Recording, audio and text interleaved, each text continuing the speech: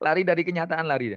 Ini beberapa scoring yang dilakukan oleh para pakar Harvard segala macam. Ini saya ambil dari seorang pakar dari Indonesia yang dia mengcompile tentang ikuterapi yang terkait dengan psikologi seseorang. Bayangkan, ini ada konsep force dan power. Force itu cenderung ke sesuatu yang negatif. Coba kita lihat ini. Force, kebanggaan, amarah, keinginan, takut, kesedihan. Sedangkan power itu pencerahan, kedamaian, sukacita. Itu ada di dalam kita nih. Domain kesadaran kita sudah ada. Ini fitrah. Kita tidak bisa ini ada di kita. Nah, kalau dikaitkan dengan beberapa hal, penelitian, saya pernah menonton film tentang forest bathing, Nat Geo 3 jam.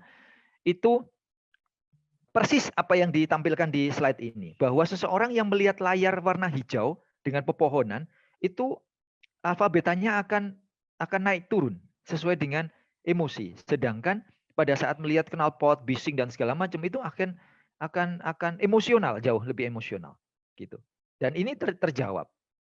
Itu otomatis fitrah. Kita tidak bisa mengukur, hanya waktu itu ditempelkan sebuah alat saraf di kepala dan itu terukur. Sama dengan seorang yang berjalan tapi memegang handphone, sedangkan seseorang yang berjalan di tempat yang sama, jalur sama, menit sama, tapi tidak pegang handphone. Itu konsentrasi fokusnya berbeda. Nah, ini sudah mulai mengerucut ya, sudah mulai mengerucut. Ini mohon maaf, ini ada beberapa slide yang agak rusak pada waktu saya coba compile. Tapi intinya ini basis ini dari Pak Kunedi Jaya kalau nggak salah, itu Kunada Jaya ini bahwa menunjukkan bahwa manfaat dekat dengan alam itu by research sudah tidak mungkin lagi dibantah. Hanya kita merasakan ini. Nah, ini dibuatkan seperti ini oleh teman-teman Kampung Hening. Ini menarik. Mungkin sekarang corona dengan kondisi, mungkin teman-teman yang mungkin ada omnya, ada pamannya yang sedang pilkada, mungkin masuk di mana ini setelah tidak terpilih menjadi bupati misalnya, kepala daerah, posisi di mana. Dan ini luar biasa karena kita tidak pernah menyangka berada di zona ini. Karena kita menganggap hidup ini adalah sesuatu yang rutin. Tahu-tahu hidup, bangun pagi, otomatis semuanya. Dan itu menunjukkan bahwa kita sebenarnya tidak mindfulness. Mindfulness itu L-nya 1 ya. Kalau mindful L-nya 2 itu pikirannya bising, kosong, penuh. Tapi kalau mindful L-nya 1 itu fokus, sesuatu yang berbeda. Nah, mindful itu yang sebenarnya bagian dari proses eco-healing. Sama. Kalau kita ngomong kesadaran, apakah kita sadar bahwa sekarang ada di sini, pikiran sini, here, I am here and now, gitu ya. Saya ada di sini dan sekarang saya berada dengan siapa. Pernahkah kita berpikir bahwa kita menikmati sikat gigi, merasakan taste-nya odol, merasakan lembutnya bulu sikat menyentuh gusi? Hampir jarang, bahkan mungkin 90% tidak pernah dilakukan. Karena apa? Otomatis. Nah, sesuatu yang otomatis itu sebenarnya menunjukkan bahwa kita tidak fokus terhadap apa yang ada di diri kita. Dan itu menambah lapisan-lapisan ketidakbersyukuran dan kemudian memunculkan rasa waktu sikat gigi mikir temennya yang lagi pagi nyakitin gitu ya. Padahal sikat gigi harusnya dinikmati tuh sikat gigi ya. Kemudian lagi diskusi seperti ini, tahu-tahu mikir jemuran saya di luar ini lagi hujan gitu ya. Akhirnya ilmu yang mungkin sekian detik nggak ketemu gitu. Karena pikirannya terpecah-pecah dan itu otomatis. Pakai baju nggak dinikmatin, meraba kancing, otomatis saja. Nah, itu menunjukkan kita tidak memahami bahwa mindfulness, walking, praying, sholat, sujud, menetapkan dahi, dan segala macam itu akhirnya kosong yang terjadi. Itu sudah di-research oleh orang-orang yang luar biasa di bidang psikologi, dan itu jawabannya cuma satu. Disitulah perlunya ekoterapi, karena kita tidak bisa menyembuhkan semua hal dalam waktu 24 jam, dan tidur pun kita tidak mindful sleeping. Masih pernahkah teman-teman dicoba deh nanti saya ini sekalian sekalian ngasih beberapa tugas saja lah. Nanti malam coba deh tidur malam, tidur baca doa, kemudian bilang ke diri sendiri, besok pagi saya akan sehat, saya akan semangat, saya akan melakukan ini dan saya akan sukses besok pagi.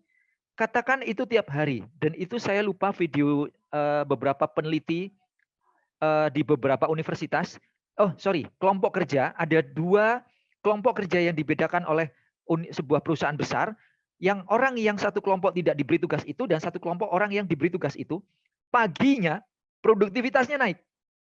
Dan itu terjadi. Dan itu berkali-kali diuji di sebuah perusahaan besar. Saya lupa namanya. Ada beberapa referensi psikologi. Saya cari aja ya. Mindfulness working, praying. Sama dengan kita sholat. Kita ingat, kita baca, kita tahu artinya, itu jauh membuat kita itu semakin down to earth. Itu sajadah pasti basah gitu ya. Nah, ini gambar ini ekoterapi ini adalah bagian-bagian yang sudah diuji. Ya, better sleeping, mulai dari atas, boost immunity. Makanya kena COVID yang mulai ringan, penciuman hilang, itu kebetulan ponakan saya kemarin dapat, langsung istirahatnya minimal 8 jam tidur, vitamin C, makan yang banyak. Hanya itu. Tidak ada namanya ketakutan yang, aduh ini nanti bakal ini. Enggak. 4 hari tes swab negatif. Jadi mindful medical process. Ya. Ini ini tidak bisa dilakukan sembari jalan gitu ya. Multitasking, tapi harus mindful semua. Control anger dan addiction. Saya punya teman itu terapi anaknya untuk yang autis itu justru di Malaysia dengan membeli sebuah paket forest healing. Jadi lari ke hutan, jalan-jalan naik turun bukit, berlumpur-lumpur di hutan. Konyolnya Indonesia punya 54 taman nasional dengan hutan yang luar biasa. Tidak ada orang psikolog yang melakukan itu. Jadi bayar mahal ke tempat orang gitu. Kenapa saya ngomong itu? Karena saya melakukan. Saya pernah jalan kaki 18 kilo di hutan Taman Nasional Bogani. Kebetulan saya masih di Gorontalo ini di Bogani. Di kantor Taman Nasional sekarang saya. Itu saya trekking 18 kilo, 7 sungai. Saya zikir, itu hanya makan waktu 2 jam 45 menit. 18 kilo di hutan belantara, 7 sungai saya lewatin, zikir. Sampai Polhut yang senior itu ketinggalan sampai 500 meter di belakang saya. Padahal pekerjaannya tiap hari jalan. Sedangkan saya mungkin jalan-jalan di mall mungkin ya. Tapi konsep-konsep mindful walking inilah sebenarnya healing. Saya dulu tipe orang yang kalau ngomong psikologi, saya tidak terlalu percaya dengan ramalan dan segala macam. Tapi kalau kita ngomong versi manusianya berpikir, saya orangnya introvert dulu. Introvert, pendiam, pemalu dan segala macam. Tapi di proses saya hampir 22 taman nasional saya datangi, saya kemudian motret 1 ekor burung 4 jam saya tongkrongin, ternyata itu merubah saya jauh lebih banyak ide. Kan saya hampir tidak pernah berhenti untuk menuliskan sesuatu di kertas yang saya pegang, dimanapun. Itu sebabnya di tas kecil saya selalu ada block note, meskipun naik pesawat apapun, saya selalu pegang. Dan itu selalu muncul ide, sehingga saya bisa membuat beberapa buku yang belum saya edit total. Saya menemukan 33 perbedaan mass tourism dan ecotourism, itu ada di slide yang kalau saya ngasih materi pelatihan. Termasuk saya sudah menemukan sebuah formula bagaimana membuat jalur interpretasi di dalam hutan maupun di desa dengan klasifikasi soft, medium, dan hard tracking dengan kombinasi terkait dengan value, rate, harga, dan kemudian apa yang mereka dapat oleh konsumen. Dan itu ternyata efektif formula matrik itu. Itu karena proses. Proses yang selalu saya pikirkan pada saat mindful thinking ya. Di alam saya berinteraksi dengan desa itu bukan hanya tebar pesona, tapi justru saya ingin mendapatkan apa yang mereka hurufkan, kemudian saya bisa melihat beberapa hal yang mungkin orang lain tidak melihat posisi itu. Itu yang saya garis bawahi terkait dengan mindful assessment ya. Kalau saya di lapangan selalu saya mengassessment hal seperti itu. Improve mood, energy level dan segala macam. Ini menarik untuk bisa dipahami sebagai bagian dari proses ekoterapi.